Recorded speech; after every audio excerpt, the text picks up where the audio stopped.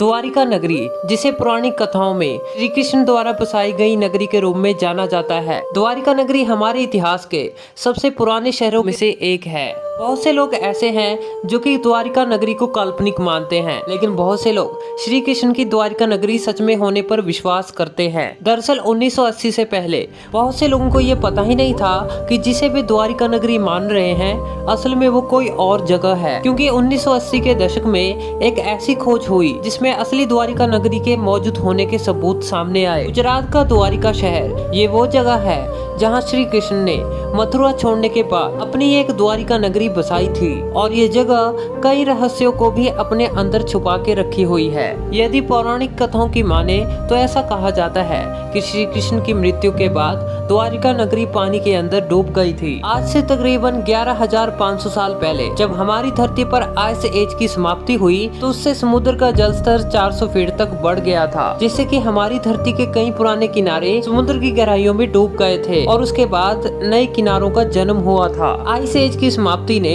हमारी धरती के भौगोलिक रूप को पूरी तरीके से चेंज कर दिया था, और इससे संसार के कई सारे रहस्य भी समुद्र में हमेशा के लिए दफन हो गए थे, और उनमें से बहुत से रहस्य ऐसे भी थे जो कि पौराणिक समय से जुड़े हुए थे। समुद्र में मिले ये सबूत हजारों साल पुरानी द्वारिका नगरी के हैं। वैसे तो इसकी शुरुआत साल 1963 में ही शुरू हो चुकी थी। असल द्वारिका में पहली पुरातात्विक खुदाई डेक्कन कॉलेज पुणे और पुरातत्व विभाग गुजरात सरकार द्वारा सन 1963 में HD संकलित के निर्देशन में की गई थी, और इस खोज में कई सदियों पुरानी कलाकृतियों का खुलासा हुआ। दरअसल महाभारत ग्रंथ में श्री कृष्ण की जिस द्वारिका नगरी का उल्लेख मिलता है गुजरात के द्वारिका शहर के नजदीक समुद्र में पाई गई है। दरअसल 1979 में भारत सरकार ने GSI के नेतृत्व में समुद्र में एक रिसर्च करने का फैसला लिया। इस रिसर्च के दौरान आर्कियोलॉजिस्ट डॉक्टर SR राव अपनी टीम के साथ खंबात की खाड़ी में सोनार सिग्नल समुद्र के अंदर भेजकर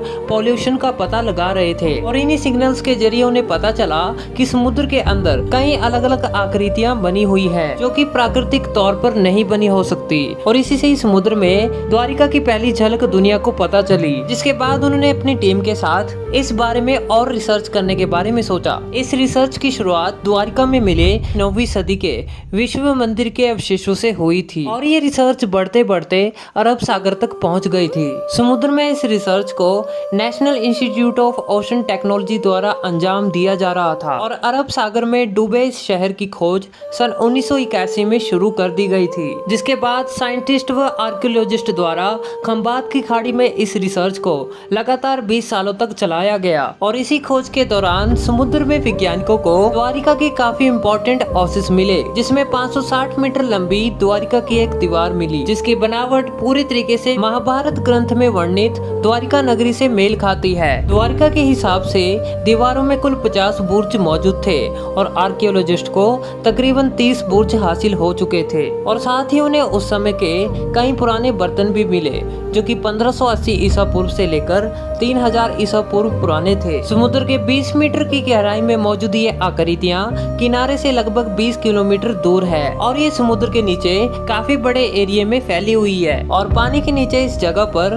पूरा का पूरा शहर बना हुआ है, जहाँ पर गलियां, मकान और कई सारी नालियां भी मौजूद है। इस जगह पर रिसर्च करने के बाद ये पता चला कि ये मोहनजोदड़ो सभ्यता से भी काफी ज्यादा पुराना है। 2001 में मानव संसाधन मंत्री रह चुके मुरली मनोहर जोशी ने एक घोषणा की, जिसमें उन्होंने बताया कि प्राचीन सभ्यता के सबूत हमें गुजरात के समुद्र तट के नजदीक खंबात की खाड़ी में मिले हैं, जिसे भगवान श्री कृष्ण द्वारा बसाई गई पौराणिक द्वारिका नगरी माना गया है। इसके बाद साल 2001 में ही नेशनल इंस्टीट्यूट ऑफ ओशनोग्राफी द्वारा समुद्र में उसी जगह पर एक और रिसर्च अभियान चलाया गया, और इस रिसर्च के दौरान आर्कियोलॉजिस्ट को 5 वर्ग मील में मिट्टी और रेत से ढके पत्थरों से बनी इमारतें मिली, और साथ ही उन्हें समुद्र में कई ब्लॉक्स और कई स्क्वायर व रेक्टेंगुलर आकार की आकृतियां मिली, जो कि काफी व्यवस्थित ढंग से वहां पर मौजूद थी। इसके बाद जनवरी 2007 में आर्कियोलॉजिकल सर्वे ऑफ इंडिया द्वारा पानी के नीचे एक और रिसर्च अभियान चलाया गया, और इस रिसर्च के दौरान समुद्र के नीचे द्वारिका में खुदाई का काम शुरू किया गया। इंडियन नेवी के स्कूबा डाइवर्स ने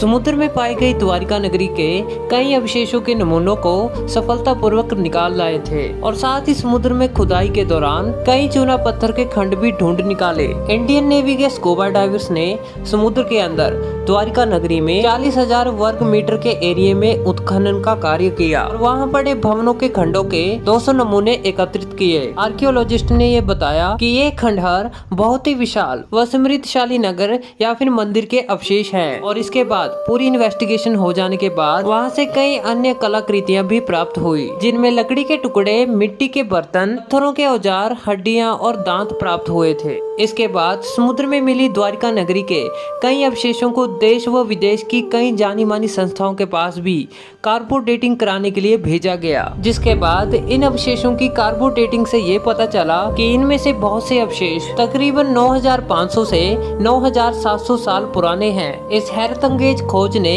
कई वैज्ञानिकों को हैरत में डाल दिया था, क्योंकि ये सबूत पूरी दुनिया की किसी भी प्राचीन सभ्यता से हजारों साल पुराने थे। द्वारिका में समुद्र के साथ साथ जमीन पर भी खुदाई की गई। 10 किलोमीटर गहराई में किए गए इस उत्खनन में कई तांबे के सिक्के व कई कलाकृतियां प्राप्त हुई, जो कि काफी हद तक समुद्र में मिले कलाकृतियों से मेल खाती थी। आर्कियोलॉजिस्ट की टीम ने पानी की गहराई में जाकर पूरे शहर की तस्वीरें ली और एक डिटेल स्टडी की और इसके बाद ही ये माना गया कि समुद्र की गहराई में मिला ये बड़ा शहर श्री कृष्ण द्वारा बसाई गई असली द्वारिका नगरी का ही है और भारत समेत दुनिया भर के इतिहासकारों ने इसे सबसे बड़ी और अनोखी खोज के रूप में माना। एक समय ऐसा भी था जब भारत के लोग ये कहते थे कि द्वारिका नगरी एक काल्पनिक शहर है, लेकिन इस खोज से तो ये साबित हो गया कि आज से तकरीबन 10,000 साल पहले ऐसा कोई शहर मौजूद था। डॉक्टर SR राव ने साल 1999 में अपनी पब्लिश की गई एक book the lost city of Dwarka में ये बताया है कि पौराणिक द्वारिका नगरी में वास्तविक तौर पर मौजूद होने के कई सबूत मिले हैं। इस किताब में ये लिखा गया है कि गुजरात के तटीय क्षेत्रों का कुछ इलाका हजारों साल पहले समुद्र में समा गया था, लेकिन ये समुद्र में कैसे समा गया इसके बारे में अब तक कोई भी नहीं जानता है। आखिर ऐसा क्या हुआ कि ये पौराणिक शहर समुद्र में समा गया था। हमारे पौराणिक ग्रंथों में ये बताया गया है कि महाभारत युद्ध के खत्म हो जाने के 36 सालों के बाद द्वारिका नगरी पानी में समा गई थी, लेकिन कुछ लोगों का मानना है कि प्राकृतिक घटना के चलते द्वारिका नगरी समुद्र में समा गई थी। लेकिन कुछ वैज्ञानिक ये भी मानते हैं कि आज से तकरीबन 10,000 साल पहले हमारी धरती पर आइस एज की समाप्ति के बाद समुद्र का जल स्तर बढ़ने से द्वारिका नगरी पानी में समा गई थी। लेकिन इन दावों में कितनी सच्चाई है अब तक ये कोई भी नहीं जानता है। तो दोस्तों, आपका इस बारे में क्या मानना है? अपनी इमेजिनेशन हमें कमेंट बॉक्स में बताना मत भूलिएगा। तो दोस्तों, उम्मीद करता हूँ आज का ये एपिसोड आपको काफी ज्यादा पसंद आया होगा। अगर वीडियो अच्छा लगा तो इसे लाइक जरूर कीजिए और साथ ही सब्सक्राइब कीजिए आप हमारे नए चैनल साइंस टीवी इंडिया को। तो फिर मिलेंगे ऐसी इंटरेस्टिंग वीडियो के साथ, तब तक के लिए दोस्तों जय हिंद।